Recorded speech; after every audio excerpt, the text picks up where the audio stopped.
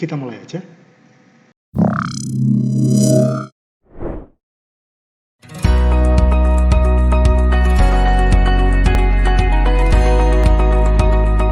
Assalamualaikum warahmatullahi wabarakatuh.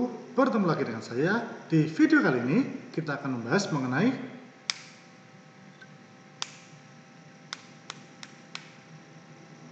game development. Di dalam video ini kita akan mencoba untuk mempelajari apa saja sih tahapan-tahapan yang harus dilalui dalam proses pembuatan game, khususnya untuk game yang bersifat digital. Pertama, kalian perlu ketahui bahwa proses pengembangan game digital sebenarnya memiliki tahapan yang mirip dengan pengembangan aplikasi atau pengembangan software. Jadi, kalau di dunia aplikasi atau software, kalian mungkin mengenal istilah Software Development Lifecycle atau SDLC. Umumnya, SDLC terdiri dari beberapa langkah, misalnya analisis, design, implementation, testing, deploy, dan maintenance. Nah, dalam pengembangan game digital, langkah-langkah ini sebenarnya juga dilakukan, tapi biasanya dirangkum menjadi lebih singkat, yaitu menjadi 3 langkah, yaitu pre-production, production, dan post-production. Secara singkat, pre-production merupakan tahapan di mana kita membentuk ide dari game kita pertama kali, termasuk merancang bagaimana nantinya game tersebut akan dimainkan. Lalu di tahapan selanjutnya, yaitu di tahapan production, disinilah kita mulai melakukan coding dari game tersebut dan juga mulai membuat aspek-aspek visual atau aspek-aspek auditory dari game tersebut. Misal model 3D-nya, animasi, bentuk karakter, kemudian lagu, background, dan lain-lain. Terakhir, di tahapan post-production, disinilah kita melakukan proses review dari game yang sudah kita buat atau melakukan pengujian yang juga dikenal dengan istilahnya playtesting. Jika semua sukses, barulah kita melakukan publish atau rilis dari game kita, baik itu secara fisik atau maupun secara digital, misalnya di Steam atau di Play Store. Karena adanya kemiripan dari proses pengembangan software dengan proses pengembangan game, jadi sebenarnya bagi kita orang-orang IT tidak sulit kok untuk beradaptasi dengan proses yang ada di dunia game. Namun, saya juga perlu menyampaikan bahwa ada loh aspek-aspek di dunia game yang tidak biasa atau jarang kita temui di dunia software atau aplikasi. Yang pertama adalah aspek desain. Dalam dunia software, biasanya desain kita mulai dengan proses pembuatan requirement, yang tentunya sudah banyak kita pelajari di HCI. Nah, output dari pembuatan requirement ini adalah sebuah dokumen yang dikenal dengan istilah Software Requirement Specification atau disebut juga SRS. Kalau di dunia game, di dalam proses pre-production, kita juga akan menghasilkan SRS nantinya. Akan tetapi ada proses yang berbeda yang mengawali ini. Bahkan dia lebih dahulu dilakukan sebelum kita membuat requirement itu sendiri. Proses yang berbeda di dunia game inilah yang dikenal dengan proses game design, yang nantinya akan menghasilkan sebuah dokumen yang dinamakan Game Design Document atau GDD. Di dalam GDD inilah akan tertulis dengan jelas 7 elemen dasar dari game kita. Ya, playernya, goalnya, space-nya, komponen, rules, mekanik, dan challenge-nya. Dengan membaca GDD ini, seharusnya semua anggota tim paham bagaimana cara bermain game ini nantinya.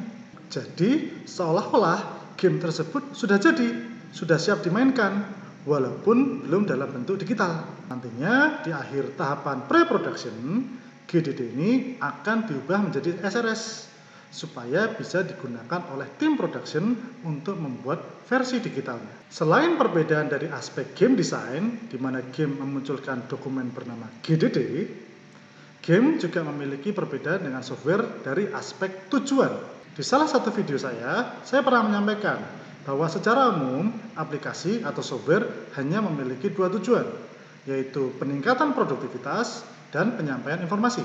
Walaupun kedua tujuan ini berbeda, akan tetapi indikator suksesnya sama. Misalnya, semakin mudah kita semakin senang, semakin efektif kita semakin senang, semakin cepat kita semakin senang, atau misalnya mungkin semakin sedikit errornya kita semakin senang.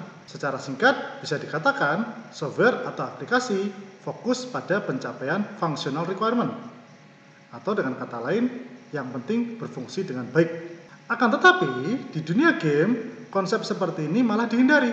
Sudah sering saya sampaikan di video mengenai goals, rules, mekanik, dan challenge. Dalam bermain game, ketika semuanya terlalu mudah malah tidak menarik. Ketika semuanya terlalu cepat, malah tidak menarik. Justru kita ingin ada tantangannya, kita ingin dipersulit, kita ingin diperlama, kita ingin sering ada errornya. Inilah yang menantang dalam proses pembuatan game, di mana tujuan akhirnya justru bukan kemudahan, melainkan fun atau kesenangan. Sehingga bisa dikatakan game lebih fokus pada pencapaian non-functional requirement. Yang penting setelah bermain kita senang, walaupun saat bermainnya mungkin kita harus kesulitan atau berdarah-darah terlebih dahulu. Inilah yang menyebabkan mengapa game lebih sulit dikembangkan dibandingkan dengan software atau aplikasi. Sebab indikator suksesnya tidak terlalu universal. Fun. Apa yang bikin saya fun belum tentu sama dengan apa yang bikin kalian fun. Misalnya, saya tipikal penggemar game-game seperti Sudoku atau Hasi. Tapi berapa sih di antara kalian yang senang bermain dengan game seperti ini? Di sisi lain, saya bukanlah penggemar game seperti MOBA atau seperti FPS. Tapi saya yakin, di antara kalian pasti ada yang senang bermain game-game seperti ini. Coba bandingkan dengan software atau aplikasi. Apa yang menurut saya cepat, mungkin sama loh dengan apa yang menurut kalian cepat. Atau apa yang menurut saya mudah, mungkin sama loh dengan apa yang menurut kalian mudah. Minimal penggambarannya jauh lebih gampang daripada menggambarkan fun itu sendiri. Sehingga bisa disimpulkan, walaupun proses pengembangan software atau aplikasi mirip dengan proses pengembangan game, tapi tetap ada aspek-aspek yang berbeda. Misalnya dari aspek GDD dan aspek fun itu sendiri. Sehingga bagi kita orang-orang IT, kalau kita ingin masuk ke dunia pengembangan game, kita perlu beradaptasi. Walaupun saya yakin proses adaptasinya tidak sulit karena adanya persamaan tadi. Selanjutnya kita akan membahas mengenai role-role yang biasanya terlibat dalam proses pembuatan game itu sendiri. Pertama, di tahapan pre-production, fokus utama dari tahapan ini adalah game design. Oleh karena itu, di bagian ini yang paling banyak bekerja adalah game designer. Game designer ini adalah orang yang memiliki visi tentang game nanti akan dimainkan seperti apa. Jadi di situ sudah terbayang 7 elemen dasarnya apa, dan mungkin ada elemen-elemen tambahan yang lain. Selain itu, game designer juga memiliki tugas untuk mengkomunikasikan ide atau konsep dari game yang ada di kepalanya kepada seluruh anggota tim. Sehingga nantinya hasil akhir dari game tersebut sama persis dengan apa yang dibayangkan oleh si game designer tersebut. Proses desain yang dilakukan oleh game designer ini biasanya memakan waktu 70-80% dari total waktu pengembangan game itu sendiri. Kok lama banget? Ya wajar. Kalau kalian sedang mengcoding sebuah game atau menggambar karakter-karakter dalam game, bayangkan kalau gamenya berubah-ubah, maka pasti codingannya akan selalu berubah. Maka pasti karakternya juga akan selalu berubah. Tentu ini akan merepotkan bagian production nantinya. Itulah sebabnya mengapa game design harus dilakukan dengan matang sebelum benar-benar lanjut ke tahapan production dan post production. Setelah game designer, maka tugas selanjutnya biasanya diserahkan ke bagian production. Nah, di bagian production ini ada macam-macam role yang bekerja. Pertama, ada game programmer yang memiliki tugas utama untuk memprogram game tersebut menjadi digital. Selanjutnya ada game artist yang biasanya bertugas menggambar karakter atau background dari game tersebut. Atau jika game yang dibuat merupakan game 3D, biasanya mereka membuat model, animasi, terrain, atau world dari game tersebut. Oh ya lupa, game artist dalam beberapa kasus juga bertanggung jawab dalam pembuatan sound effect, soundtrack, atau background musik dari game tersebut. Namun kalian perlu ketahui, ketika saya menyebut game artist, di sini saya menyebut istilah itu secara umum, bukan secara khusus.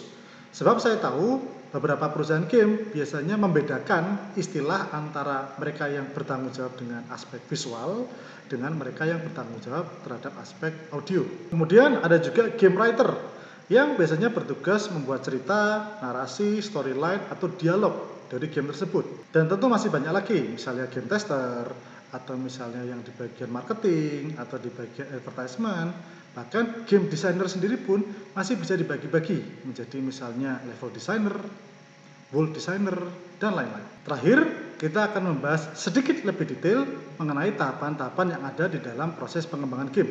Pertama, saya sudah menjelaskan bahwa proses pengembangan game dimulai dengan tahapan yang dinamakan pre-production. Nah, pre-production ini sendiri masih bisa dibagi menjadi 3 sub tahapan, yaitu brainstorming, game design, dan technical design. Secara singkat, brainstorming adalah momen atau tahapan di mana kita mulai mencari-cari ide game.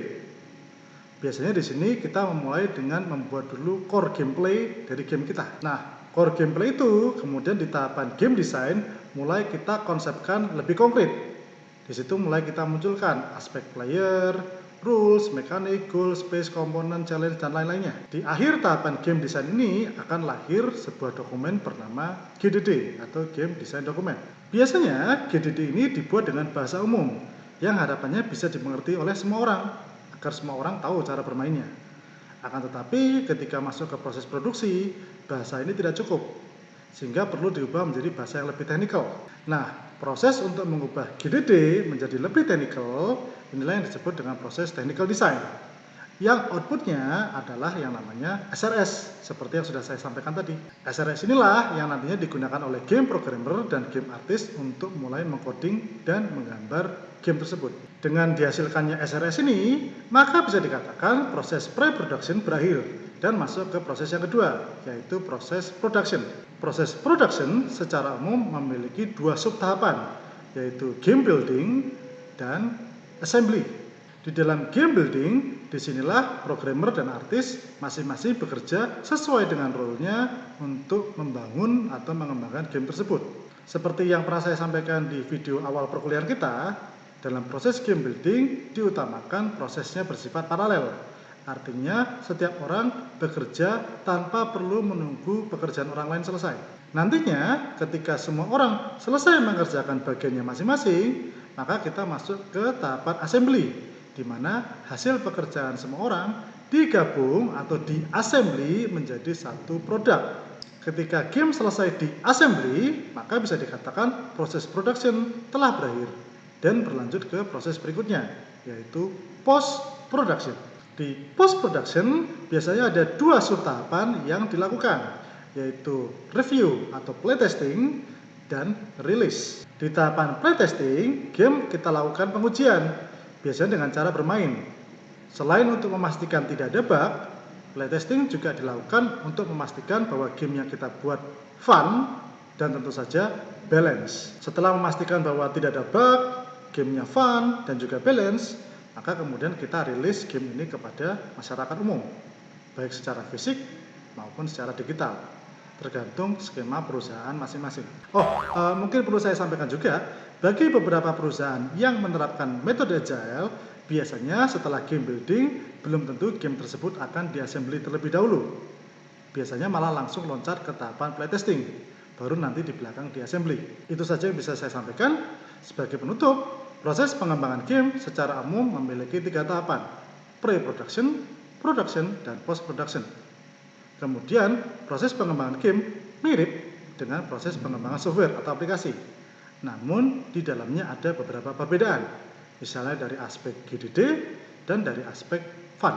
Sekian dari saya, terima kasih. Assalamualaikum warahmatullahi wabarakatuh.